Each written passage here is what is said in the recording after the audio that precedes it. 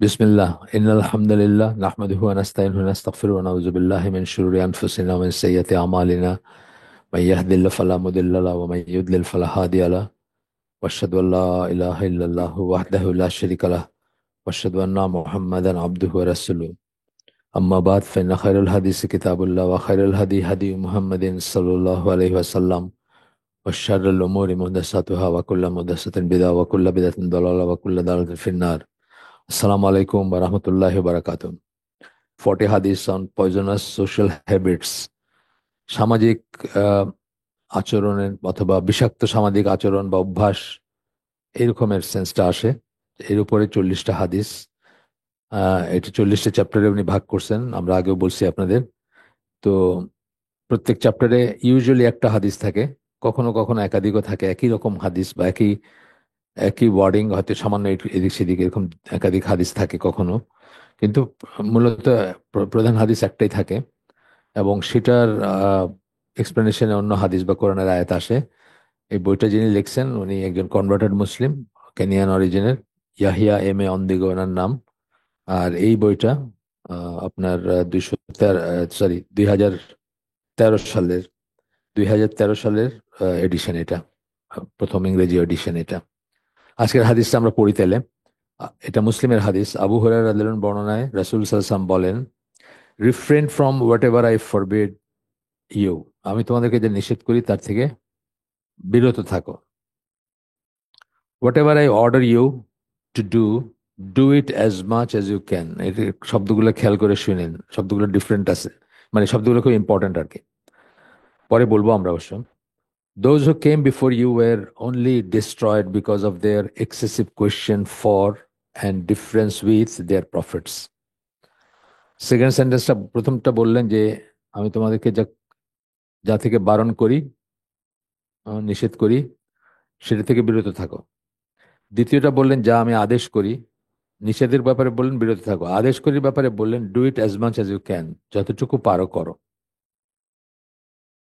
Those who came before you, যা তোমাদের আগে যারা আসছিল, were only destroyed because of their excessive question for, যখন তোমাদের আগে যারা আসছিল তারা ধ্বংস হয়ে গেছিল, কারণ তারা শুধু এই জন্যই ধ্বংস হয়ে গেছিল যে তারা অনেক কোয়েশ্চেন করতো তাদের নবীকে, এবং ডিফারেন্স উইথ মানে তার সাথে মতবিরোধ থাকতো তাদের, বা দ্বিমত পোষণ করতো, সেই জন্য তারা ধ্বংস হয়ে গেছিল। মুসলিমের হাদিস এখানে শেষ।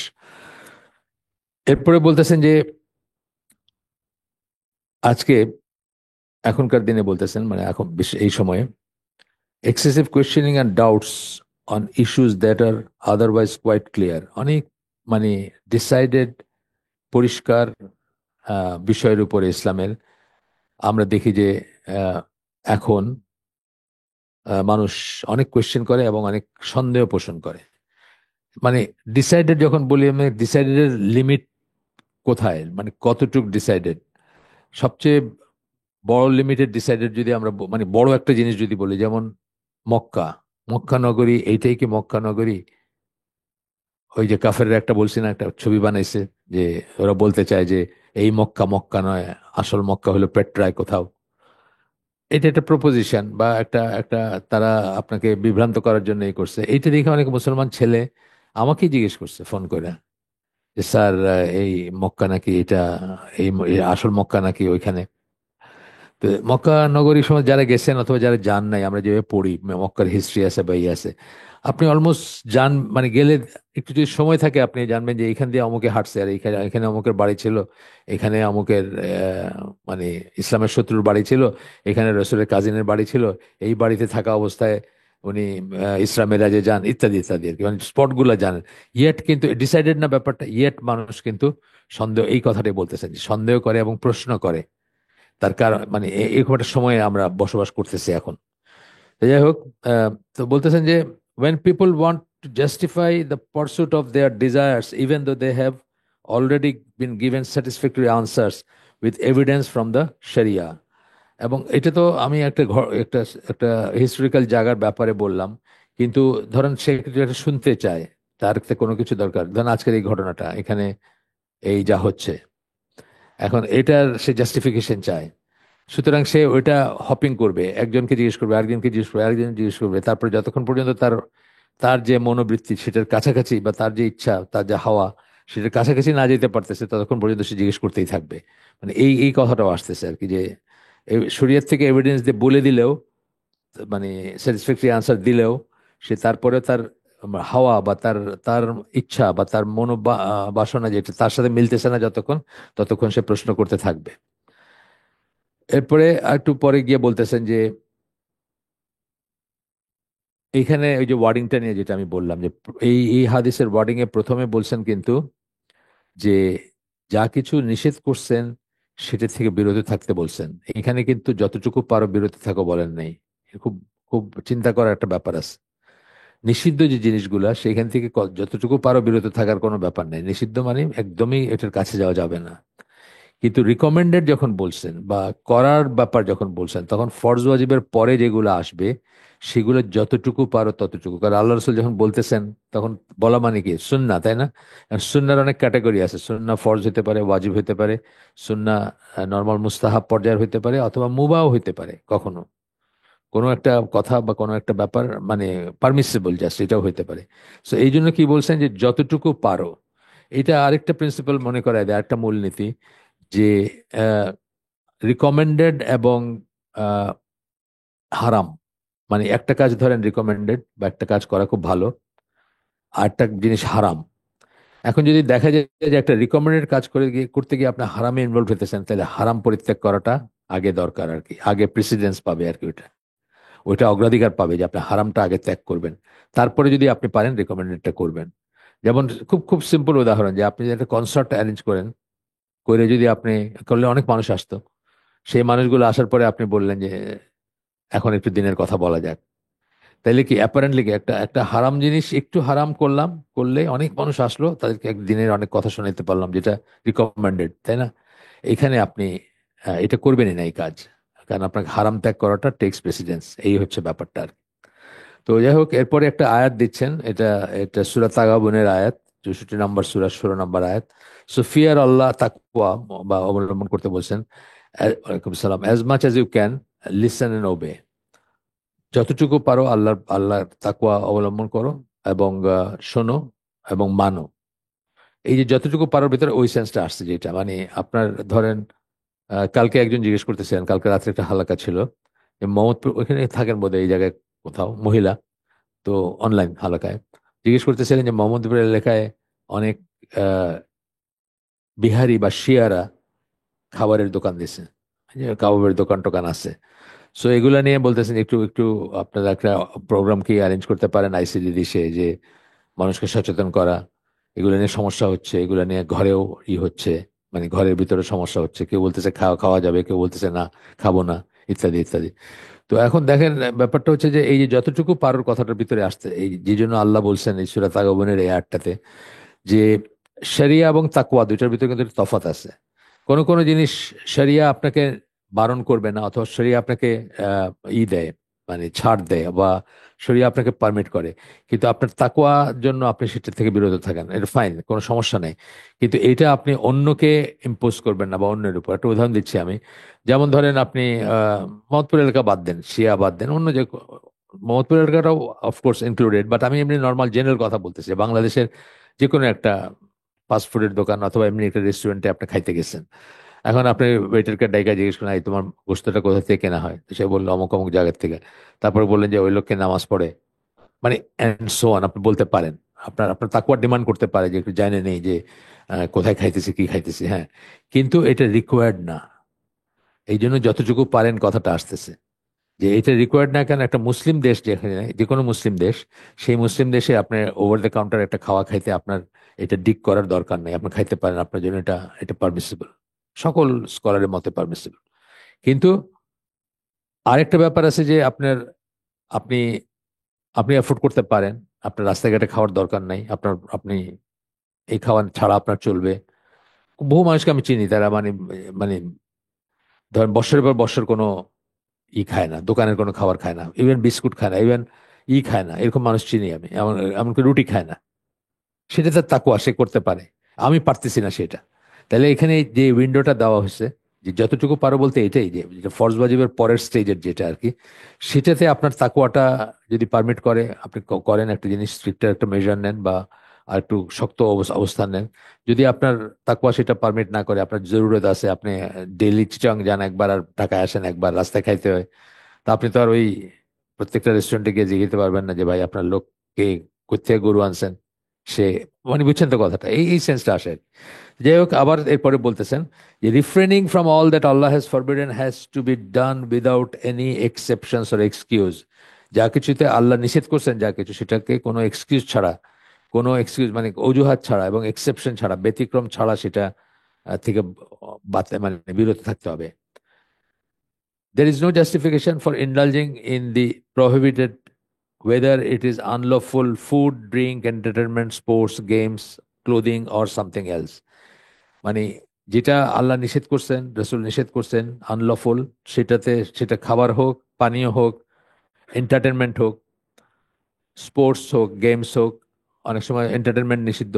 এন্টারটেনমেন্ট তো আমরা জানি একটু অল্প, একটা দুইটা ছাড়া সবই ইসলামে নিষিদ্ধ। বিনোদন আমরা যেটাকে বলি, সকল বিনোদন, বিনোদন। স্পোর্টসও আমরা জানি যে স্পোর্টসের ভিতরে কিছু আছে পারমিটেড, কিছু আছে, কিছু ফর্ম আছে যেটাতে আপনার নিষিদ্ধ। হয়তো বেশিরভাগই আজকালকার দিনে আমরা যেগুলোকে গেমস এবং স্পোর্টস বলি, তার বেশিরভাগই হয়তো ইসলামে জায়েজ হবে না।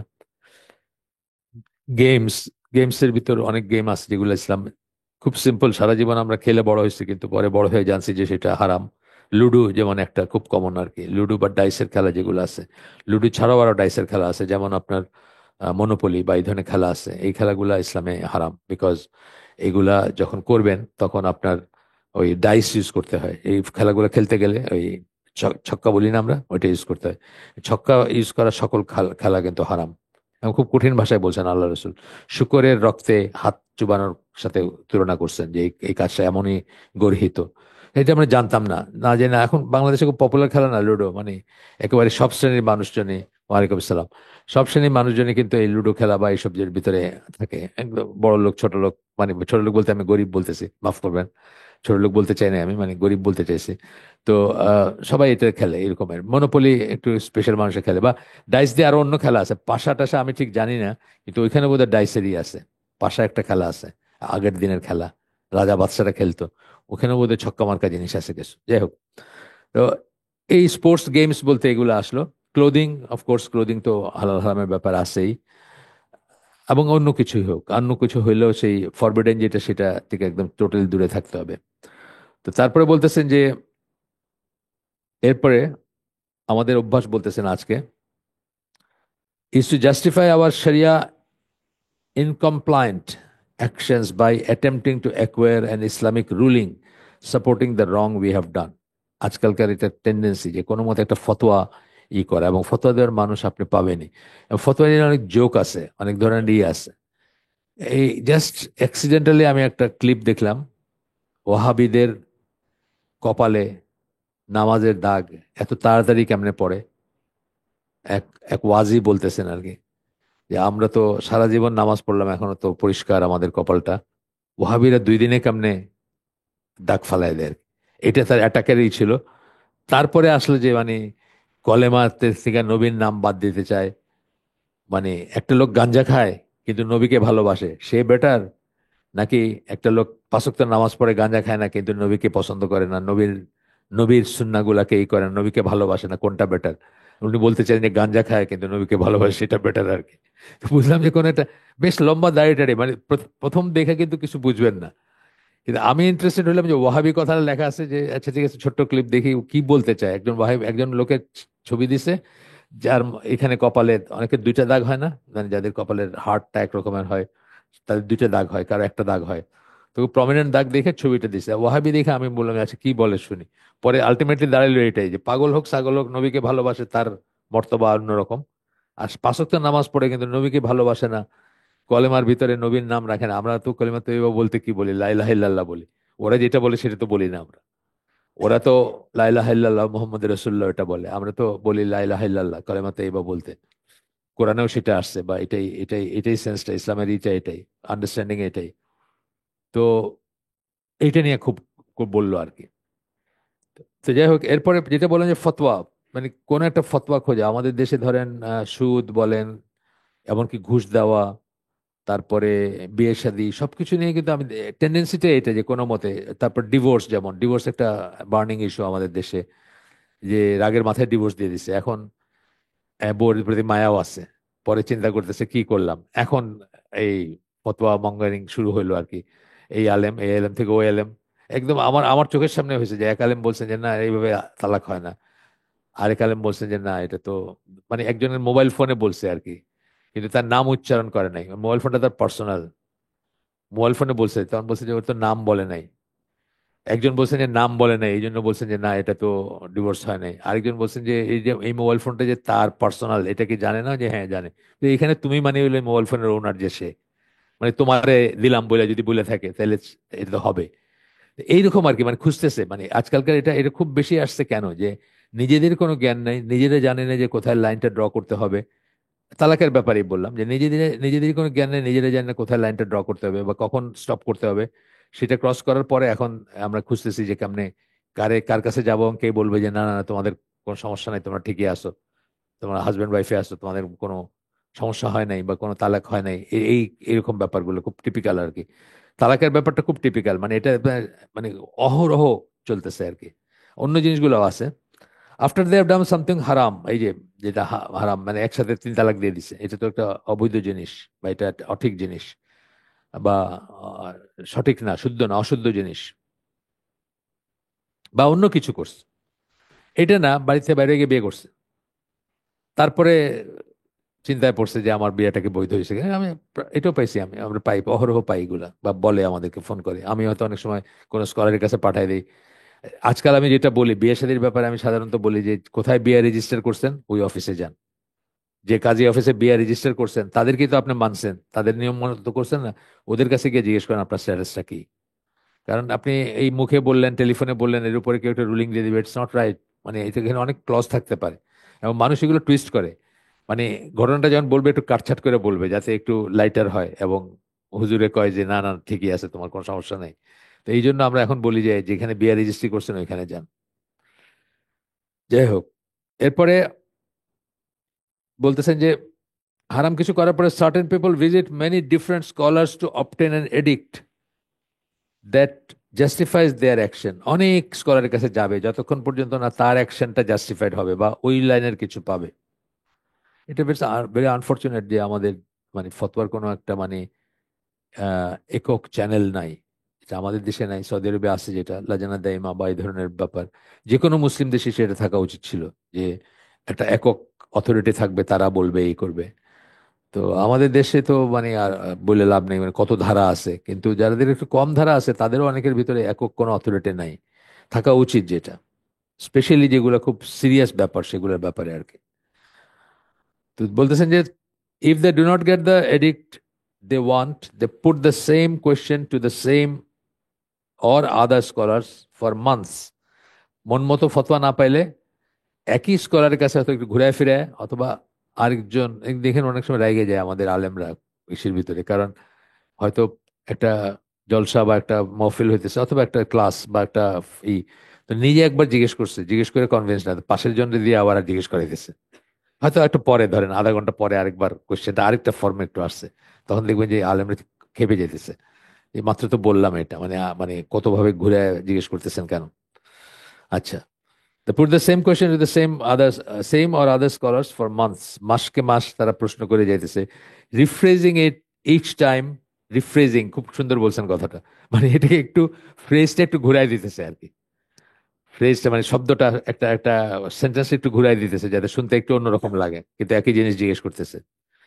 তো বলতেছেন rephrasing it each time to try to compel the scholars to conclude that their action was not forbidden, যে কম্পেল করতেন, মানে স্কলারকে বাধ্য করতে চান যে বলতে যে না আপনার অ্যাকশনটা নিষিদ্ধ না, আপনি যেটা করছেন এটা এটা চলে, মানে এটা ঠিক আছে বা চলবে আর কি।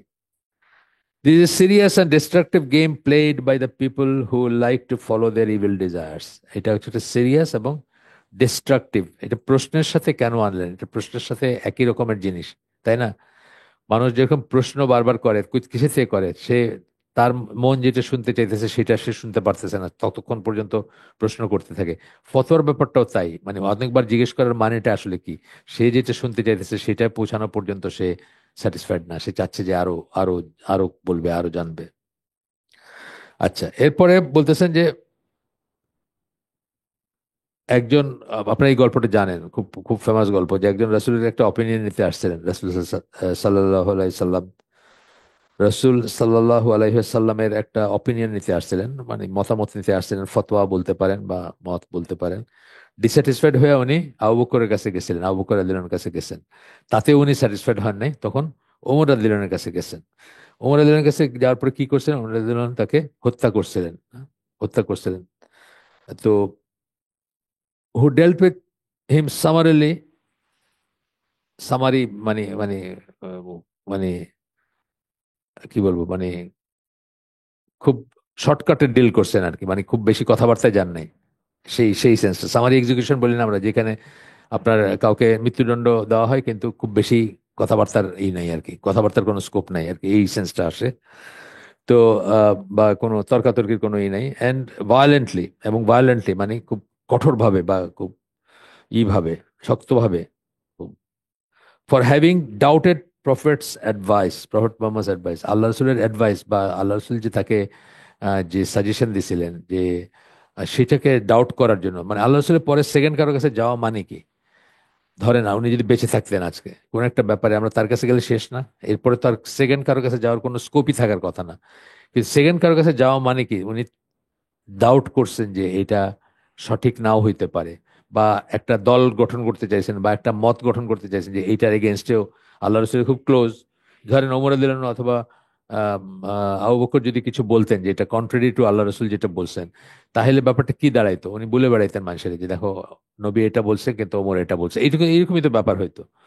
যদিও আলটিমেটলি একটু ঘিলু থাকলে উনি বুঝতেন যে যে যদি বলতেন ওনারা কেউ, কিন্তু ধরেন ওনারা জানেন না আল্লাহ রসুল কি বলছেন, একটা জিনিস বললেন যে যেটা কন্ট্রারি, আল্লাহ রসুল যেটা বলছেন সেটার বিরুদ্ধে যায় বা সেটার চেয়ে আলাদা কিছু, যখনই ওনারা জানতেন যে আল্লাহ রসুল এটা বলছেন, ওটা নাল অ্যান্ড ভয়েড হয়ে যেত। এটা তো আমরা জানি সাহাবীদের স্ট্যান্ড এরকম ছিল। তারপরেও, তো যাই হোক, Omar ibn Khattab justification for his action was the contention that since the prophet was guided entirely by Allah's revelation, Omar রাদিয়াল্লাহু আনহুর এই স্ট্যান্ডটা নেওয়ার পিছনে কারণ কি ছিল, যে রাসূল সাল্লাল্লাহু আলাইহি ওয়াসাল্লাম হচ্ছেন ওয়াহি দ্বারা পরিচালিত, বা ওয়াহি দ্বারা দিক নির্দেশনা দেওয়া হয় তাকে, সেই রেভলিউশন, অনলি হিজ ভার্ডিক্ট ওয়াজ ভ্যালিড। তাই সেই ক্ষেত্রে মানে তারটাই হচ্ছে রিয়েলি ভ্যালিড, যদি কখনো কোনো কনফিউশন আসে, তারটাই হচ্ছে রিয়েলি ভ্যালিড, অন্য কারো মতে কিছু আসে যায় না। Seeking an alternative was a sign of hypocrisy and disbelief, এই পয়েন্টে উনি হত্যা করছেন তাকে। যে এই আপনি আর কোথাও কোনো মত চাওয়া মানে হচ্ছে আপনি মুনাফিক বা আপনি কাফের, অবিশ্বাসী আপনি। কারণ আল্লাহ রসুলের কাছ থেকে একটা জিনিস শোনার পরে, খুব সিরিয়াস ব্যাপার, কিন্তু আমাদের লাইফে কিন্তু এরকম, হয়তো আল্লাহ রসুল বেঁচে নেই এখন, কিন্তু সিমিলার জিনিস আসে না আমাদের। আল্লাহ রসুল একটা কিছু বলছেন জানার পরেও কিন্তু আমরা অনেক সময় অল্টারনেটিভ খুঁজি, যে আরো কিছু ইফ অ্যান্ড বাট আছে কিনা, কোনো মতে এটাকে করা যায় কিনা, ইভেট করা যায় কিনা, অথবা পাশ কাটায় যাওয়া যায় কিনা, সেটা আমরা অনেক সময় করি। আসলে এইভাবে কখনো চিন্তা করা হয় না। ব্যাপারটা তো তাই, আমাদের যুগেও 1400 বছর, 1500 বছর, 1450 বছর পরে তো আসলে তো ব্যাপারটা তাই। যখন আপনি জানলেন যে আল্লাহ রসুল একটা কিছু বলছেন, এতে যদি কনফার্ম হন আপনি যেমনি বলছেন, তারপরে যদি আপনি ইভেট করেন বা অন্য একটা কিছু চান, প্রকারান্তরে কিন্তু একই জিনিস, যদিও ফিজিক্যালি আমরা এটা রিয়েলাইজ করি না, জিনিসটা একই, আপনি কিন্তু অবিশ্বাসী এক ধরনের, অথবা আপনি এক ধরনের মুনাফিক, যে আপনি তার এইটা মানে অনেক কিছুতে আমরা এরকম করি, অনেক কিছু করি না আমরা, আমাদের এই যুগে অনেক কিছু করে না, যেমন গান বাজনা বলেন, এই দাড়ি রাখা বলেন, টাকনুর নিচে কাপড় পরা বলেন, অনেক কিছুতে মানুষ করে না এটা, কিন্তু প্রকারান্তরে কিন্তু এই ব্যাপারটাই করতেছে। আমরা সিরিয়াসলি নেই না, আমরা বুঝি না যে আমরা কি করতেছি, কিন্তু আসলে তো জিনিস তাই, যে ওয়াহি ভিত্তিক যার কাছে ওয়াহি আসতো তার ডিসিশনের বাইরে গিয়ে বা এগেনস্টে গিয়ে আমি আরেকটা কিছু খোঁজার চেষ্টা করতেছি। ইট ইজ ওয়ান থিং, আপনি হয়তো কিছু করতে পারলেন না, হইতে পারে যেটা করতে পারেন না, পারতেছেন না, আপনি কোনো কারণবশ করতে পারতেছেন না, এটা এটা হইতে পারে যে আপনি চাকরি করতেছেন একটা জায়গায়, আপনার এখন এই এই আমাকে একদিন এই 31st নাইটের আগের দিন, 31st নাইটের বিকালে আর কি, আমি প্রশ্নটা দেখতে দেখতে দেরি করছি, আমি জানি না আমার আমার উত্তরটা তার কাজে লাগছে কিনা। তো বলতেছে যে সে তার অফিসের করে ইলেকট্রিশিয়ান, সে আরো দুই দুই তিনজন আছে তার অফিসে, তারা সবাই ছুটিতে এখন। 31st নাইটে এখানে পার্টি হবে, এমডি সাহেব আসবেন তার ফ্যামিলি নিয়ে, বাকি সবাই দাওয়াত দিয়েছেন, খাওয়া দাওয়া হবে। এখন যে বাত্তি বুত্তি গুলা লাগানোর ভার পড়ছে তার উপরে, এখন সে কি করবে? আমি বললাম যে এখানে সবচেয়ে সবচেয়ে মানে মেইন যে যে জিনিসটা করণীয় ছিল সেটা যদি পারেন তো সেটা করবেন, চাকরিটা ছেড়ে চলে যাবেন। এখন যদি মনে করেন যে আপনার জন্য এটা লাইফ সেভিং কিছু, মানে আপনি তাহলে ঘৃণা ভরে করবেন, তওবা করবেন আল্লাহর কাছে, এবং যত তাড়াতাড়ি সম্ভব চাকরি ছাড়ার চেষ্টা করবেন। এই এখন এই যে ব্যাপারগুলো মানে মানুষ অনেক সময় খোঁজে যে মানে অ্যাকচুয়ালি যেটা করণীয় সেটা না করে আরটা কি পারতেছে না সে করতে, কোনো কারণবশত সে পারলো না সেটা করতে। এই লোকটা যেমন মানে ইনস্ট্যান্টলি সে হয়তো চাকরিটা ছাড়িয়ে দিতে পারতেছে না, বা ওই সাহসটা তার নাই, বা ওই রকম নাই তার, মানে হয়তো মানে দুস্থ। অনেক সময় আছে না, মানুষের একটা চাকরির উপর 12 জনের চলতেছে, সংসার চলতেছে, সে 3বার চিন্তা করে যে এটাকে ছাড়বো নাকি। ব্যাংকের চাকরিগুলো যেরকম মানুষ অনেক কারণে ছাড়তে পারে না, বা এই ধরনেরই। তো যাই হোক, সেটা যে মানে সেটা একটা ব্যাপার যে আমরা পারলাম না, কিন্তু ওইটাই যে ঠিক, আল্লাহ রসুল যেটা বলছেন এইটাই ঠিক বা এইটাই ফাইনাল, এইটা অ্যাকনোলেজ করা তো দেখ ইমানের একটা মানে দাবি, একদম মানে বেসিক দাবি আর কি, যে ওইটাই ঠিক সবসময়। সেটা যেন আমরা খেয়াল রাখি। মানে আমি এটা পড়তে পড়তে মনে হতেছে যে আমাদের তো আশপাশে কত এরকম জিনিস আছে যেগুলো আমরা পাশ কাটায় যাইতে চাই, এবং আল্লাহ রসুল যেটা বলছে সেটা মানে মানে ক্লাসিক উদাহরণ হচ্ছে যে যে কটা বললাম, দাড়ি, তারপরে আপনার টাকনুর উপরে কাপড়, টাকনুর উপরে কাপড় পরা, এই ধরনের জিনিসগুলো আর কি। বলার পরেও আমরা ওইটাকে ডিসাইসিভ মনে করি না, মনে করি যে এখানে কোনো একটা স্কোপ আছে, যে আর একটু একটু কিছু চিন্তা করার স্কোপ আছে, এরকম মনে করি আমরা অনেক সময়। সূরা তওবা 63, 64, 65, 66 নাম্বার আয়াত। একটু বড় করে দিয়েছেন উনি, বাট এটার অল্প ছোট ফর্মটা আমরা অনেকবারই আলাপ করছি। ওই যে তাবুকের যুদ্ধে যাওয়ার সময় একটা জায়গায়, অনেক লম্বা জার্নি ছিল, একটা জায়গায় বসে রেস্ট নিতেছিলেন সাহাবীরা, ক্লাস্টার গ্রুপ গ্রুপ বসে বসে। তো একটা গ্রুপের ভিতরে ওই আহ, হাসি ঠাট্টা করছেন, আল্লাহ ওয়াহি নিয়ে কাদের ইমান বাড়ে ওয়াহি নাজিল হইলে, বা এই ধরনের কথাবার্তা নিয়ে হাসি ঠাট্টা করছেন। তো লাইটলি করতেছেন আর কি। তো একজন সাহাবী ওইটা বলছেন যে আমি তোমাদের এগুলো শুনবো না, আর তোমাদের সাথে বসবো না, শুনবো না, আমি গিয়ে রাসূল বলতেছি, আল্লাহ রসুলকে গিয়ে বলতেছি। সেই উপলক্ষে এই আয়াতটাই আসছে আর কি। এবং আল্লাহ যারা বসে শুনছে তাদেরকেও ইনক্লুড করছেন এর ভিতরে, যে তোমরা ঈমান আনার পরে কাফির হয়ে গেছো, এরকম কথাটা আর কি। আমি পড়ি একটু এটা। Do they not know that whoever opposes Allah and his messenger, that for him is the fire of hell wherein he will abide eternally. যে মানে তারা কি জানে না, এটা এখানে কয়েকটা আয়াত আছে, আমরা একটু পড়ি। তারা কি জানে না যে আল্লাহ এবং আল্লাহ রসুলকে যে অপুজ করা যে ব্যাপারটা, সেটা হচ্ছে যে তাদের জন্য জাহান্নামের আগুন, এবং তারা সেখানে ইটার্নালি থাকবে, মানে চিরকাল থাকবে সেখানে। এবং that is the great disgrace, সেটা হচ্ছে অত্যন্ত আম, বড় অসম্মানের ব্যাপার বা খারাপ ব্যাপার। দ্য হিপোক্রাইটস, দ্য মুনাফিকের কথা বলতেছেন। মুনাফিকরা হচ্ছেন যখন একটা যখন একটা একটা সূরা নাজিল হয়, অথবা একটা সূরার অংশ বা ওয়াহি নাজিল হয়, তখন informing them what is in their hearts, এবং তাদেরকে যখন বলা হয় যে তাদের অন্তরে কি আছে, এটা যখন বলা হয়, তারা বলে, তারা তখন এটাকে কি করে, সেটা নিয়ে খুব মানে রিয়েক্ট করে, অথবা তারা সেটা নিয়ে হাসি ঠাট্টা করে, বা সেটা নিয়ে রিডিকুল করে। সে বলো, mock as you wish, mock মানে হাসি ঠাট্টা করো, বিদ্রুপ করো, যেরকম তোমাদের, যেমন তোমাদের ইচ্ছা বিদ্রুপ করো। Indeed Allah will expose that which you fear, আল্লাহ এক্সপোজ করে দিবেন তোমরা যেটা ভয় পাইতেছো, অর্থাৎ তোমাদের ভিতরে যেটা আছে, তোমরা যেটা বলো না, যেটা প্রকাশ করো না, এটা একটা ভয় না যে তারা এক্সপোজড হয়ে যাবে বা তারা চিহ্নিত হয়ে যাবে। এমনকি এই যে ইসের পরেও, মানে রাসূল সাল্লাল্লাহু আলাইহি ওয়াসাল্লাম চলে যাওয়ার পরেও আমরা দেখি না যে মানে আহ মুনাফিক যারা, তারা ভয়েই ছিলেন এক ধরনের, যে হুযায়ফা রাদিয়াল্লাহু আনহু জানতেন, তাদের নামগুলো জানতেন। তো সাহাবীরা যেমন ভয় করতেন, মুনাফিকরা নিশ্চয়ই আরো বেশি ভয় করতেন, যে যদি আমার নামগুলো কয়ে দিতে তাহলে তো আমরা এই সমাজ থেকে মানে চ্যুত হয়ে যাব, সমাজচ্যুত হয়ে যাব আর কি, সেটা। তো এটা যাই হোক, এখানে বলতেছেন যে and if you ask them they will surely say we are only talking idly and joking. তুমি যদি যারা জিজ্ঞেস করো তারা বলবে যে না, আমরা এটা লাইটলি কথা বলছি। অনেক সময় কিন্তু ইভেন আমাদের ভিতরও কেউ একটা কথা বলতেছে, আপনি তারা ধরে বসলেন যে আপনি এটা কি বললেন, এটা তো ঠিক করে না, না, এটা তো একটা মানে সেটা কথার কথা বলছি, এটা তো আমি মিন করি নাই, বা এটা আসলে কিছু মিন করে না, আমি জাস্ট লাইটলি একটা কথা বলছি, এরকম। এটাই বলছে, যদি ইফ ইউ আস্ক দেম, তাদেরকে জিজ্ঞেস করে তারা বলবে যে আমরা এই জন্য আপনাদের মানে যে এই কাজটা বলতেছি স্টপ করে, যে মজলিসে, যে সমাবেশে, সেটা একটা আতেল সমাবেশ হইতে পারে, সেটা একটা কবিতা পাঠের আসর হইতে পারে, সেটা বাংলা একাডেমির একটা অনুষ্ঠান হতে পারে, সেটা শিল্পকলা একাডেমি, নজরুল্লাহ, এগুলোতে আপনারা যাবেন না, কিন্তু তারপরেও বলতেছি কখনো কোনো একটা জিনিসে গেছেন, কিন্তু সেখানে যদি আল্লাহ আল্লাহ রসুলকে নিয়ে রিডিকুল করা হয় ইনডিরেক্টলিও, সেখানে থাকবেন না, উঠে চলে আসবেন। এটা কিন্তু অনেক বড় একটা গুনাহ আছে এখানে বসে থাকাটা। বসে থেকে সেটা শোনা, প্রোটেস্ট করতে পারলে তো করবেনই, বন্ধ করতে পারলে করবেন, কিন্তু ওইখানে কোএক্সিস্ট করবেন না। মানে অনেক সময় আমরা দেখি কোএক্সিস্ট করবেন কেমন দেখায় আর কি।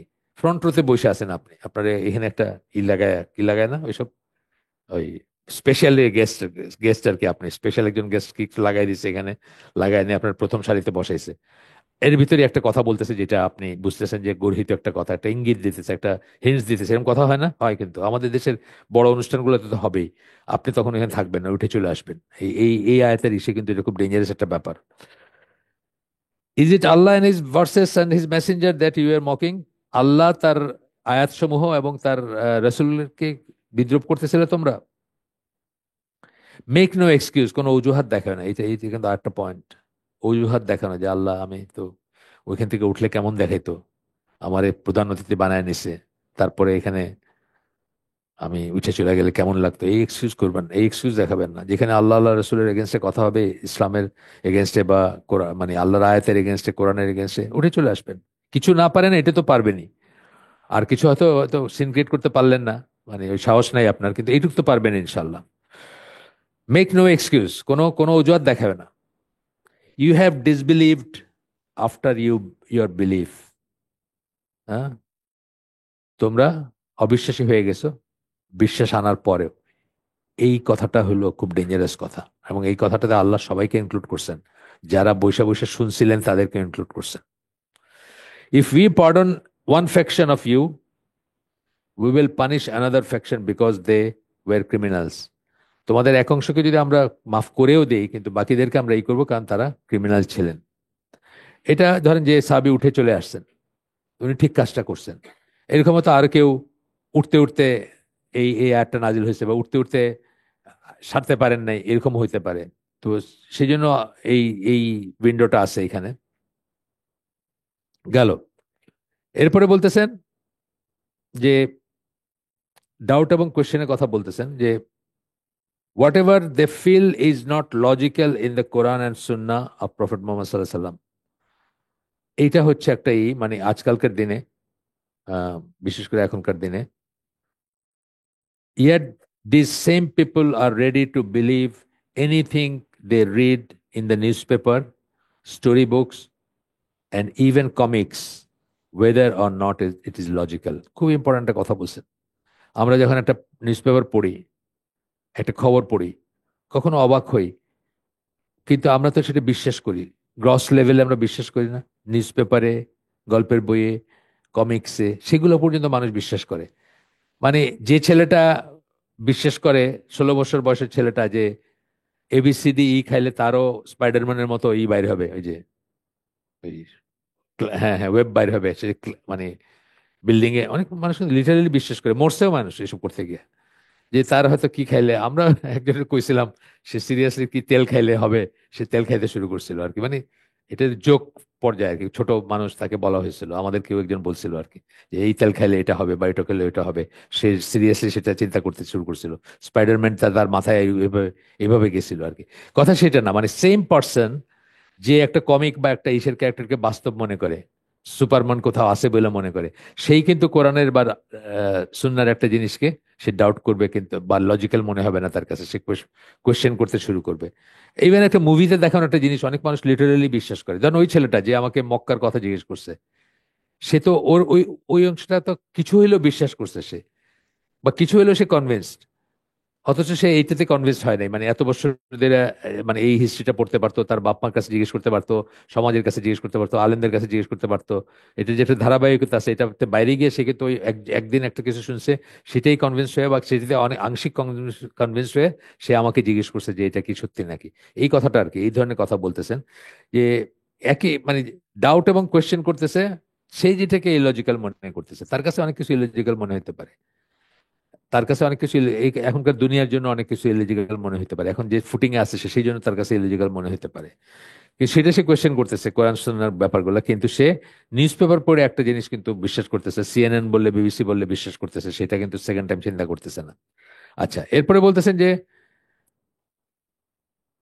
আগের জাতিগুলোকে ধ্বংসের পিছনে এই এই ধরনের কারণ ছিল বলে বলতেছেন, they were full of doubts and did not listen and obey their prophets, তারা তাদের নবীর ব্যাপারে নবীকে মানে নাই, নবীর ব্যাপারে সন্দেহ পোষণ করছে এবং তাদের কথা শোনে নাই। They question everything that was not in accordance with their desires, যা কিছু তাদের হাওয়া বাসনা কামনার সাথে না মেলে সেগুলো সবকিছুকে তারা কোয়েশ্চেন করছে। And they belittle and disobeyed their prophets, এবং তাদের ইকে রিডিকিল করছে, আহ, তাদের নবীকে, এবং ডিসঅবে করছে, অমান্য করছে। এই সূরা সফে একটা আয়াত আছে না, মুসা আল্লাহ সাল্লাম বলতেছেন, তোমরা আমাকে কেন কষ্ট দিতেছো বা আমাকে কেন হেয় প্রতিপন্ন করতেছো, যখন তোমরা জানো যে আমি তোমাদের কাছে আল্লাহ রসুল। সূরা সফের একটা আয়াত আছে, মানে হয়তো 6-7 নম্বর আয়াত এরকম দিকে, বা হ্যাঁ বা এরকম হবে আর কি। সূরা সফে আয়াতই আছে টোটাল 14টা বোধহয়। তো 61 নম্বর সূরা, তো একটাতে আছে যে মুসা আলাইহিস সালাম বলতেছেন যে আমাকে কেন তোমরা কষ্ট দিচ্ছ বা আমাকে কেন তোমরা আহ, অবমাননা করতেছো, তোমরা যখন জানো যে আমি তোমাদের কাছে নবী বা আল্লাহর প্রেরিত রসুল। এটা তো এখানেও সেই মুসা আলাহিস সাল্লামের প্রসঙ্গ আসছে সূরা বাকারার 67, 68, 69, 70, 71। আমি এটা পড়তে যাচ্ছি না। এখানে ওই ঘটনাটা অনেক বড়। এখানে ঘটনাটা হচ্ছে যে ওই যে গরুটা নিয়ে, গরুটা কেমন হবে, হ্যাঁ এটা কি ইয়াং হবে নাকি বয়স্ক হবে, এটার রং কেমন হবে, এই যে কোয়েশ্চেনিং গুলা। অ্যাকচুয়ালি কোয়েশ্চেনিং এর কথা যখন আমরা বলি রিলিজিয়াস ব্যাপারে, তো প্রথমেই কিন্তু এই ঘটনাটার কথা মনে আসে। অনেকখানি দেখবেন আপনার ওই ওয়াজে অথবা রিলিজিয়াস সমাবেশে স্কলাররা এটার কথা বলেন। কারণ এইরকম কোয়েশ্চেন যখন করবেন আপনি, তখন আপনার নিজেকে আসলে ন্যারো করে দিচ্ছেন, নিজেকে সংকীর্ণ করে দিচ্ছেন আপনার। এইটা ধরেন প্রথমে যদি শুধু একটা কাও এইটাতেই তারা যদি মানতো বা এটাতে যদি আর কিছু না জিজ্ঞেস করতো, এটা হয়তো জাস্ট একটা যে কোনো একটা গাভী করলেই হয়ে যেত। কিন্তু তারা যখন আস্তে আস্তে আরো জিজ্ঞেস করলো, জিনিসটা ন্যারো হয়ে গেল না। একই কথা আল্লাহ রসুল বলছেন যে আমার বেশি প্রশ্ন জিজ্ঞেস করে না, কিন্তু আমার মুখ দিয়ে যদি বাইরে হয়ে যায় একটা কিছু, এটা কিন্তু তোমাদের জন্য ফরজ হয়ে যাবে। এবং বললেন যে হ্যাঁ ঠিক আছে, প্রত্যেকদিন 5 ওয়াক্ত দাঁত মিসওয়াক করবা। বলছেন না যে কষ্ট হয়ে যাবে এই জন্য আমি বলি নাই, না হলে এটা আমি ফরজ করে দিতাম, কষ্ট হয়ে যাবে। কিন্তু ধরেন অতিরিক্ত কোয়েশ্চেনের মাথায় একদিন কয়ে দিলেন যে হ্যাঁ 5 ওয়াক্ত, তখন কি হলো, আপনার চাকরি লেগে গেল যে দুনিয়ার যেখানেই থাকেন আপনি ওই 5 বার আপনাকে ব্রাশ করতে হবে। হয়তো বা একটা ডিফিকাল্ট মনে হইতো আমাদের কাছে, বা কনস্ট্যান্ট মনে হইতো আমার কাছে, যে একটা তো ঝামেলা এটা। তো সেই রকম ব্যাপার আর কি। তো এটা আমরা পড়লাম না এখানে, যে বলছে যে মানে কি কালারের হবে কি হবে এই সমস্ত এইগুলো আছে। এরপরে একটা আছে আরো সূরা বাকারারই 87 এবং 88 নম্বর আয়াতই করতেছেন। আহ, সেখানেও একই ধরনের কথা আছে। আমি একটু পড়ি, এটা এটা ছোট আছে এই জন্য পড়ি একটু। We gave Moses the book and followed him up with a succession of messengers. We gave Jesus, the son of Mary, clear signs and strengthened him with the Holy Spirit. মুসাকে আমরা কিতাব দিছিলাম, এবং তারপরে অনেক নবী আসছেন আরো, যাদেরকে আমরা তার তার ফলো আপ হিসাবে এই করছি। তার ভিতরে একজন ঈসা আলাহ সাল্লামও বটে। তাকেও আমরা পরিষ্কার আয়াত দিয়ে পাঠাইছিলাম এবং সাপোর্ট করছিলাম হলি স্পিরিট দিয়ে। হলি স্পিরিট রুহুল কুদুস কোরআনের কথা, সেটা কি মনে করা হয়, সেটা হচ্ছে আমাদের জিবরিল আলাইসাল্লাম আমাদের কাছে। তারা এটার একটা আলাদা এক্সপ্লেনেশন দেয় বা আলাদা একটা বলে কাছাকাছি, কিন্তু তারা তো তাকে আবার বানায় ফেলছে আর কি, মানে হ্যাঁ, ট্রিনিটির তিন তিনজনের একজন আর কি ইচ্ছে। যাই হোক, সেটা ডিফারেন্ট। তো রোহ কথাটা এবং রুহুল কুদুস মানে হলি স্পিরিট, এই ঠিক এক্স্যাক্টলি এটার অর্থ দাঁড়ায়। এই জন্য পারপাসলি আল্লাহ কোরআনে এটা ইউজ করছেন যে সেটাই, কিন্তু সেটা হচ্ছে জিবরিল আর কি। সে মানে তোমরা যেটা মনে করতেছো সেটা না, সে জিবরিল। জিবরিল আমরা আমরা অন্য হাদিসে জানি যে আল্লাহকে সবচেয়ে বেশি ভয় পাইতেন কি আল্লাহ রসুল এবং জিবরিল আলাইহিস সালাম, বিকজ তারা আল্লাহকে সবচেয়ে বেশি জানতেন, সবচেয়ে ভালো জানতেন সেই জন্য। সুতরাং জিবরিল আলাইহিস সালামের গড হয়ে যাওয়ার বা মানে উপাস্য কিছু হওয়ার প্রশ্নই ওঠে না কোনো, বরং উল্টাটা আর কি, মানে সবচেয়ে আল্লাহকে বেশি ভয় পাওয়া এবং সবচেয়ে অনুগত যারা, তাদের ভিতরে একজনও নেই। আচ্ছা যাই হোক, এখন এরপরে বলতেছেন, is it that whenever there comes to you messenger, এটা কি ব্যাপারটা এরকম নাকি যে যখনই তোমাদের কাছে একজন রসুল আসে, with what you yourselves desire not, এমন কিছু নিয়ে যেটা তোমরা তোমরা চাও না, তোমরা অপছন্দ করো। মক্কা মানুষের অনেক অসুবিধা হয়েছে না আল্লাহ রসুল আসে? কিছু কিছু ব্যাপারে হয়েছে না? হয়েছে তো। প্রথম অসুবিধাটা কি হয়েছে? প্রথম অসুবিধাটা হচ্ছে যে তারা, তাদের উইজডম, তাদের তো প্রজ্ঞা ছিল, তাদের ভিতর ওয়াইজ মানুষ ছিল। তারা বুঝছে যে লা ইলাহা ইল্লাল্লাহ এস্টাবলিশ হলে তাদের যে প্রধান বাণিজ্য যেসব নিয়ে, এইগুলাই সব নাই হয়ে যাবে। তাদের প্রধান বাণিজ্যগুলো কি? দূর দূরান্ত থেকে মানুষ আসতো, হজ করতে আসতো, ওই মূর্তিগুলারে পূজা করতো, ওখানে মেলা হইতো, বাণিজ্য মেলা হইতো, অশ্লীলতা হইতো, গান হইতো, নাচ হইতো, সব বন্ধ হয়ে যাবে না? সব বন্ধ হয়ে যাবে। লা ইলাহা ইল্লাল্লাহ এস্টাবলিশ হলে সব বন্ধ হয়ে যাবে। এইটা তারা তাদের উইজডম দিয়ে বুঝতে পারছে। তো এইটা তারা ডিজায়ার, ওই যেটা বলতেছে, তোমরা যেটা ডিজায়ার করো না, তোমাদের যেটা ইচ্ছা নাই, যখনই, is it that whenever there comes to you a messenger, এটা কি এমন নাকি যে তোমাদের কাছে যখনই কোনো রসুল আসে, with what you your self desire not, যেটা তোমরা চাও না বা যেটা তোমরা অপছন্দ করো, you are puffed up with pride, তোমাদের অহংকার বেড়ে যায়। তোমাদের অপছন্দনীয় কিছু হলে তোমরা অহংকারী হয়ে যাও, অহংকার বেড়ে যায় তোমরা, অর্থাৎ তোমরা রিজেক্ট করো এটাকে, তোমরা এটাকে অস্বীকার করো। দেশে তারা বলে, our hearts are the wrappings which preserves Allah's word, we need no more, আমাদের হার্টে আল্লাহর কথা আছে, আল্লাহর কথাকে ধারণ করছে আমাদের অন্তরগুলো, আমাদের আর আর নতুন কিছু শোনার দরকার নাই আর কি। প্রকারান্তরে যেটা বলে, বাপদাদারা যেটা করে আসছেন আমরা সেটাই করব বা সেটাই করতেছি বা সেটাই ঠিক আছে। নেই, আল্লাহ's curse is on them for their blasphemy, little is they little is it they believe, আল্লাহর অভিশাপ তাদের উপরে, লানত তাদের উপরে, তাদের ব্লাসফেমির জন্য। ব্লাসফেমি মানে হচ্ছে যে রিদ্দা টাইপের জিনিস, বা যেটা এই ইমান বিনষ্টকারী যে কথা আর কি, যে সেটার জন্য, বা ইমান বিরুদ্ধে যে কথা, ব্লাসফেমি মানে বুঝছেন তো, ইমান থেকে বাইরে হয়ে যাওয়া, আমরা বললাম ব্লাসফেমি ল, যে যে আইন যখন কেউ ইমান হারায় তাকে ডিল করে, সেটাকে বলি আর কি। তার ইমান হারানোর মতো কথা যেটা, সেটা আর কি, বা ইমানবিহীন কথা যেটা। Little is that, little is it they believe, তারা খুব কমই বিশ্বাস করে বা কমই বিশ্বাসী। এটা গেল।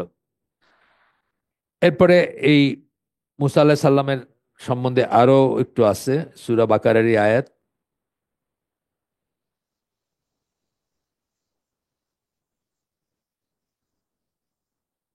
ওই ইসের কথাটা বলছেন, ওই, এটা আমি পড়লাম না পুরা, word by word for word পড়লাম না, ওই বাছুর পূজার কথা বলছেন, মুসার অ্যাবসেন্সে যে তার মানুষজন বাছুর পূজা করতে শুরু করছিলেন, সেটার কথা বলছেন, যে এই ব্যাপারটা বলতেছেন যে while indeed are the behests of your faith, if you have any faith। আচ্ছা, গেল এটা। তারপরে আসতেছে, তারপরে এখানে বলতেছেন, Allah has clearly asked us whether or not we want to behave the way the previous generations behaved towards his beloved prophet and messenger Muhammad। আমরা কি সেরকমই করবো নাকি তার প্রতি, যেরকম আগের মানুষজন করছে? He has sent as the he has sent sorry he was sent, মাফ করবেন, তাকে পাঠানো হয়েছিল, he was sent as the last and final prophet and messenger, শেষ নবী হিসাবে এবং শেষ রসুল হিসাবে তাকে পাঠানো হয়েছে। এবং তিনি তার নিজের ডিজায়ার থেকে কিছু বলেন নাই, শুধুমাত্র আল্লাহ তাকে যা বলতে বলছেন সেটাই বলছেন। সূরা নাজমের 2 থেকে 3 নম্বর আয়াতের রেফারেন্স দিচ্ছেন এখানে। তারপরে আসতেছে আপনার সূরা বাকার 108 109 নম্বর আয়াত, এখানে বলতেছেন, or do you intend to ask your messenger as Moses was asked before, and whoever exchanges faith for disbelief has certainly strayed from the soundness of the way। তোমরা কি তার কাছে সেই রকম জিনিস চাও বা প্রশ্ন করতে চাও তাকে সেইভাবে, যেভাবে মুসা আলাহ সাল্লামকে কাছে তারা চাইছিল? এটা এখানে ডিটেলস বলেন নাকি, খুব সম্ভবত ওই ইসের কথা আর কি, আমাদের জন্য একটা আহ, মূর্তি বা ইসের ব্যবস্থা করে দাও যেটা দেখে আমরা ই করব, সেই সেই জায়গাটারই এখানে ডিটেলস বলেন নাই। সম্ভবত সেই সেই হিন্টসে করতে আল্লাহ বলতেছেন সেটার কথাই।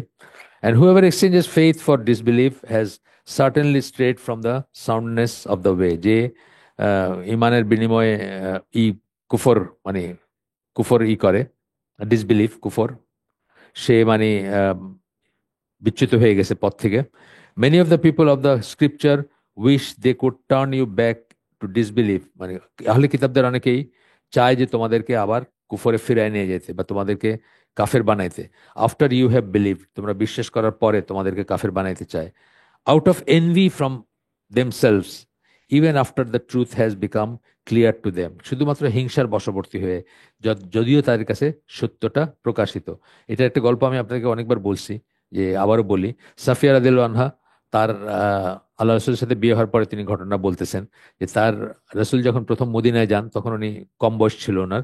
তো ওনার বাবা এবং চাচার ডায়লগ হচ্ছে, সেটা উনি শুনতেছেন, যে বাবা এবং চাচা দুজনেই রসুলকে দেখে আসছেন। আর সে চাচা বাবাকে জিজ্ঞেস করতেছেন যে তোমার কি মনে হয় লোকটা কেমন? বলে লোকটা তো সত্যিকার ঠিকই আছে, সত্যিকার নবী। তখন চাচা বলতেছেন আমরা কি তাহলে তার কাছে গিয়ে তার কাছে যাব না, মিনিং তার কাছে বায়াত নিব না বা তার আনুগত্য করব না? তখন বাপ বলছেন না, উনি তো বনি ইসরায়েল থেকে না আর কি।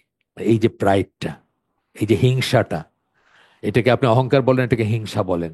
যে তারা এটা নিতে পারে নাই যে সত্য হোক যাই হোক, সে তো আমাদের একজন না, বা সে তো বনি ইসরায়েল থেকে আসে নাই, সেই জিনিসটা। এটারই এইরকমই কথা এখানে, যে হিংসা বশবর্তী।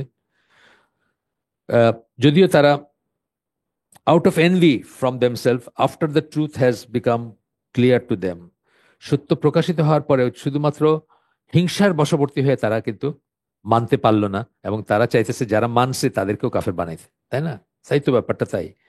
মানে যারা মক্কায়, মানে মদিনায়, সরি মক্কা না, মদিনায় যারা মুসলিম হইলেন, তাদেরকে নানা সময় যে তারা এই যে ফুসলাইছে, কিছুকে সাকসেসফুলি ফুসলাইছে, কিছু মুনাফিক ছিলেন না, তাদের নিয়ে দল গঠন করছে, তাদের নিয়ে ষড়যন্ত্র করছে কিভাবে আল্লাহ রসুলকে হত্যা করা যায়। আপনি জানেন যে পাথর ফেলছিল একবার উপর থেকে, বা আদারওয়াইজ অন্যভাবেও বিষ প্রয়োগ করে বা এটা। তো সবসময় তারা চেষ্টা করছে যে এই মুসলমানদের কি করে ভাঙায় নেওয়া যায়, কি করে উইক করা যায়, কি করে বিভক্তি সৃষ্টি করা যায়, ইত্যাদি ইত্যাদি।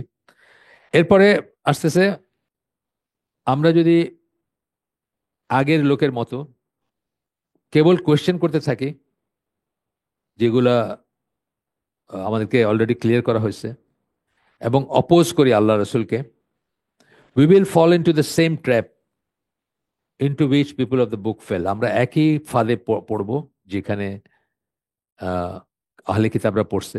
আহলে কিতাবরা পড়ে কি করছে? তারা তাদের নবীকে হত্যা করছে, কোন নবীকে হত্যা করছে, মুসা আল্লাহ সাল্লাম কেন, অন্য নবীকে। তারা তাদেরকে অপোজ করছে, তাদেরকে রিডিকুল করছে, তাদেরকে অপমানিত করছে, অ্যান্ড সো অন।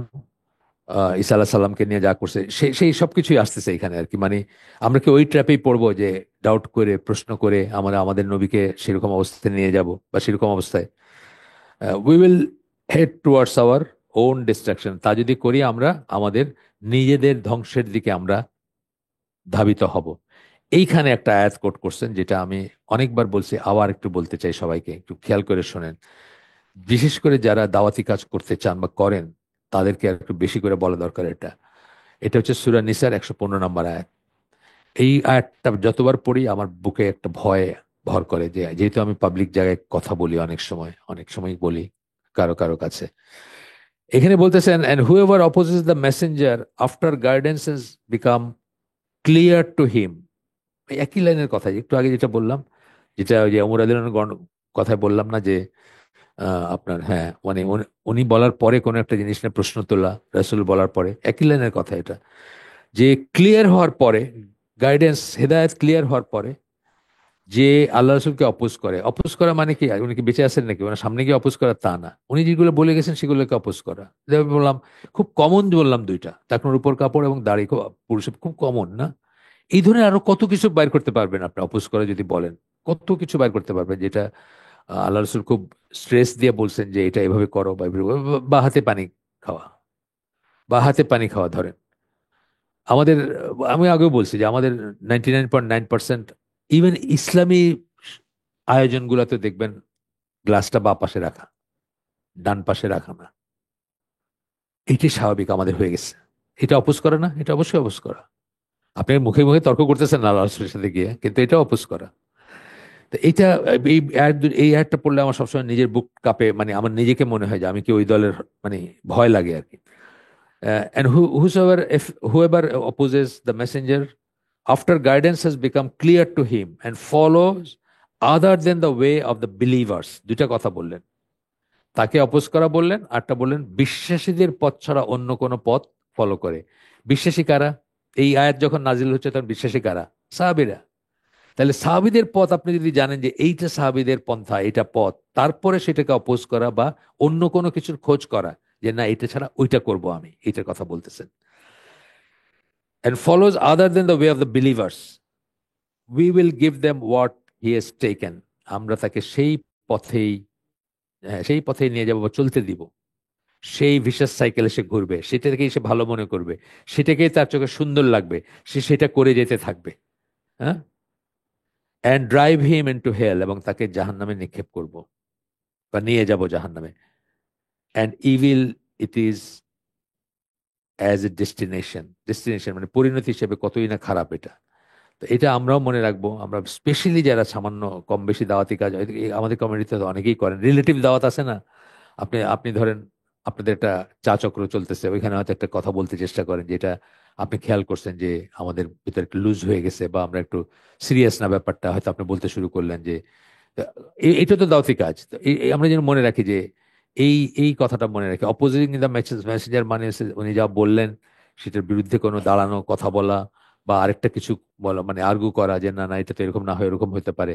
এবং বিশ্বাসীদের পথ ছাড়া অন্য পথ মানে হচ্ছে সাহাবীদের পথ ছাড়া অন্য পথ। এই জন্য আমরা আহলুস সুন্নাহ ওয়াল জামা, আহলুল হাদিস, আহলুল আসার, আহ ফিরকাতুন নাজিয়া অথবা তাইফা মানসুরা, এই সব কথার মানে কি বলি আমরা, যে সেই পথ এবং পন্থা যার উপর আল্লাহ রসুল এবং তার সাহাবীরা ছিলেন, গ্রস লেভেলে আমরা এটা বলি, সেটাই হচ্ছে আহলুস সুন্নাহ ওয়াল জামা। আপনি যদি সেটার উপর না থাকেন আপনি নিজেকে সেটার উপর নিয়ে যাবেন। আচ্ছা, এরপরে একটা কোট কোট কোট করতেছেন, এটা হচ্ছে সূরা, এটাও একই ধরনের আয়াত বা, কিন্তু এটা খুব ভয় লাগে আমার, এই যে সূরা নিসার 115 যেটা বললাম, এবং এটা সকল দাওয়াতি বইতে আমি পাইছি। ইসলামিক বিলিফ যে বইটা পড়ছি আমরা, এটা শুরুর দিকে আছে এই আয়াতটা, একাধিকবার আছে ওখানে। আব্দুল্লাহ আল আসারির যে বইটা আমরা শেষ করছি আগে, ইসলামিক বিলিফস, ওইটাতে আছে। আচ্ছা, এখন যে আয়াতটা, এটাও ওয়াইডলি কোটেড আয়াত, এটা সূরা নূরের 63 নম্বর আয়াত। And let those who oppose the messenger's commandments, যারা আল্লাহ রসুলের আদেশকে, আদেশের বিরোধিতা করে, দ্যাট ইজ, তার মানে কি হবে, his sunnah, legal ways, orders, acts of worship, statements, এই সবকিছু আসবে এটার ভিতরে। হ্যাঁ, তার সুন্নাহ, তার শরিয়া, তার তার উনি যেটাকে বৈধ বলছেন, যেটাকে অবৈধ বলছেন সেগুলা, তার অর্ডার, উনি যে আদেশ করছেন সেগুলা, অ্যাক্টস অফ ওয়ার্শিপ, উনি যেগুলোকে ইবাদত বলছেন, যেভাবে বলছেন সেগুলা অপোজ করা, স্টেটমেন্টস, এবং তার কথা বা যে আহ, বক্তব্য বাণী সেগুলাকেই করা, বিওয়্যার, তাদেরকে সাবধান করতেছেন আল্লাহ, লেস সাম ফিতনা befall them or a painful torment be inflicted on them, তাদের উপরে কোনো ফিতনা, ফিতনার ভিতরে কি আসছে ব্র্যাকেটে, ডিসবিলিভ মানে তারা কাফের হয়ে যেতে পারে, যারা অপোজ করে তারা কাফের হয়ে যেতে, ডিসবিলিভ, ট্রায়াল, অ্যাফ্লিকশন, ফিতনা বলতে এই সব মিনিং গুলো বলতেছেন। আর্থকুয়েক মানে ভূমিকম্প, কিলিং মৃত্যু, overpowering by a tyrant, অথবা একটা অত্যাচারী শাসক তাদেরকে বা অত্যাচারী কেউ তাদেরকে মানে তাদের উপর কর্তৃত্ব নিয়ে নিল, এরকমই। Befall them or painful torment be inflicted on them, তাদের উপরে এগুলো আসতে পারে, অথবা পেইনফুল টর্মেন্ট, কঠিন আযাব আসতে পারে। এরপরটা হচ্ছে আপনার সূরা নিসারী 14 নম্বর আয়াত, but those who disobey Allah and his messenger and transgress, যারা আল্লাহ এবং তার রাসূলের অবাধ্যতা করে এবং সীমা লঙ্ঘন করে, হিজ লিমিটস, আল্লাহর দেওয়া সীমা লঙ্ঘন করে যারা, so that we may receive Allah's mercy, sorry মাফ করবেন একটা লাইন স্কিপ করে গেছে, ট্রান্সগ্রেস হিজ লিমিটস, আল্লাহর সীমা লঙ্ঘন করে, will be admitted to fire to abide therein, তাদেরকে একটা আগুনে আহ, প্রবেশ করানো হবে যেখানে থাকার জন্য, অ্যাভয়েড দেয়ার ইন মানে থাকার জন্য, and they shall have a humiliating punishment, তাদের মানে নিগৃহীত মানে খুব বেজ্জতিকর মানে বেজ্জত আহ, করা পানিশমেন্ট তাদের জন্য রয়েছে। গেল, এরপরটা হচ্ছে সূরা হাসরের 7 নম্বর আয়াত, এটা খুব ফেমাসই জানেন, যদিও এটা বুটি নিয়ে বা ওয়ার বুটি বা ইসে কি বলে গনিমতের মাল নিয়ে নাজিল হয়ে আয়াত, কিন্তু সকল স্কলার ইসলামের মনে করেন যে এটা জেনারেল কথাগুলো, এটা শুধু বুটির ব্যাপারে না, যে আল্লাহ রসুল যা কিছু দেন সেটা গ্রহণ করো এবং যা কিছু নিষেধ করেন সেটা থেকে বিরত থাকো। আপনারা জানেন 7 নম্বর আয়াত সূরা হাসরের। এরপরে আসতেছে সূরা সূরা আলী ইমরানের 132 নম্বর আয়াত আংশিক এই করছেন, and obey Allah and the messenger that you may obtain mercy. আল্লাহ আল্লাহ এবং তার রসুলের আনুগত্য করো যেন তোমরা মার্সি, করুণা লাভ করতে পারো, আল্লাহর করুণা লাভ করতে পারো, দয়া লাভ করতে পারো, এই সেন্সটা। তারপরে গেছেন, এটাই শেষ আয়াত, মানে কোট করতেছেন যে সূরা নিসার 13 নম্বর আয়াত, those are limits set by Allah, therefore those who obey Allah and his messenger will be admitted to gardens. এইগুলো হচ্ছে আল্লাহর সেট করে দেওয়া সীমা, হুদুদ যেটাকে বলিস। হুদুদ হচ্ছে প্লুরাল আর কি, হদ, হুদুদ, আল্লাহর সেট করে দেওয়া সীমা, সীমারেখা। Therefore those who obey Allah and his messenger, সুতরাং যারা আল্লাহ এবং রাসূলের আনুগত্য করে, will be admitted to gardens, তাদেরকে জান্নাতে প্রবেশ করানো হবে, উইথ রিভার্স ফ্লোয়িং বেনিথ, যেটা কোরআন একটা ল্যাঙ্গুয়েজ, যে যার নিচে ঝর্ণা বা নদী প্রবাহিত হয়, to abide therein forever, সেখানে চিরকাল থাকার জন্য। তারপরে বলতেছেন, and that will be the supreme achievement, সেটা হচ্ছে সুপ্রিম, সবচেয়ে বড় যে অ্যাচিভমেন্ট, মানে অর্জন করতে পারে মানুষ, সেটা হচ্ছে সেটা, মানে এই জান্নাত। আসলে তো তাই, আমাদের লাইফের একটা যদি উদ্দেশ্য বলা হয়, উদ্দেশ্য লক্ষ্য কি করতে চাই আমরা, আমরা জান্নাতে যাইতে চাই সবাই, যে কোনো মূল্যে যাইতে চাই। সেই জন্য আল্লাহ যে সমস্ত শর্টকাট শিখাই দিয়েছেন, যেগুলো যা যা যা যা করতে পারি আমরা, সবকিছু করার পিছনে কিন্তু আসল মোটিভ একজন মুমিনের হচ্ছে প্রাথমিকভাবে জাহান্নামের আগুন থেকে মুক্তি পাওয়া, এবং তারপরেই মানে বা তার উপরে আর তাকে ছাপায়ে বলবো যে জান্নাতে যাওয়ারই এটা। কোন কোন মোমেন্ট রিয়েলি আসলে জাহান্নামকে একটা পসিবিলিটি মনে করে না, করতে পারে না সে আসলে, মানে তার এতই ভয় থাকা উচিত এটার ব্যাপারে, বা এতই সেইটাকে একটা পসিবিলিটি মনে করতে পারে না, বা এই চান্সটা নিতে পারে না যে আচ্ছা একটু থাকলে থাকলাম আর কি, একদিন দুই দিন, তারপরে তো জান্নাতে যাব, এটা কোনো মুভমেন্ট করতে পারে না। সেই জন্য মানে একটা মাত্র এই বললে আমরা বলবো যে যে কোনো মূল্যে জান্নাতে যাওয়া, এটা হচ্ছে টার্গেট আর কি। তো এই এই আয়াতগুলো দেওয়ার পরে এই আয়াত শেষে উনি বলতেছেন, লেখক বলতেছেন, মে আল্লাহ enable us to refrain from sorry remain firm, uh, may Allah enable us to remain firm upon the straight path and keep our hearts free of doubts regarding the clear religion. আমাদেরকে সিরাতুল মুস্তাকিমের উপর থাকার তৌফিক দেন, এবং আমাদেরকে doubt, কোনো সন্দেহের ঊর্ধ্বে থাকার তৌফিক দেন এই পরিচ্ছন্ন, পরিষ্কার বা ক্লিয়ার রিলিজিয়নের ব্যাপারে, এই এই যে নিয়ম নীতি যা আছে তার ব্যাপারে। May he also enable us to refrain from, রিফ্রেনটা পরে আসছে, আমি আগে বলছি, মানে may he also enable us to refrain from excessive questioning, বেশি বেশি প্রশ্ন করার থেকে আল্লাহ যেন আমাদেরকে বিরত থাকার তৌফিক দেন, and trying to mold the religious ruling as per our desires, এবং রিলিজিয়াস রুলিং গুলা, অনুশাসন গুলা, ফতোয়া গুলা বা রুলিং গুলাকে আমাদের ইচ্ছা বা আমাদের কামনা বাসনার মতো করে করার চেষ্টা করার, মানে কামনা বাসনার মতো করে মানে তৈরি করার বা দেখানোর বা পাওয়ার চেষ্টা থেকে যেন আমাদেরকে বিরত থাকার তৌফিক দেন। তারপরে আমিন বলছেন। সুবহানাক আল্লাহুম্মা ওয়া বিহামদিকা আশহাদু আল্লা ইলাহা ইল্লা আনতা আস্তাগফিরুকা ওয়া আতুবু ইলাইক। আমরা যে শুনলাম তার ভিতরে ভালো কিছু শুনে থাকলে সমস্ত প্রশংসা আল্লাহর, আলহামদুলিল্লাহ।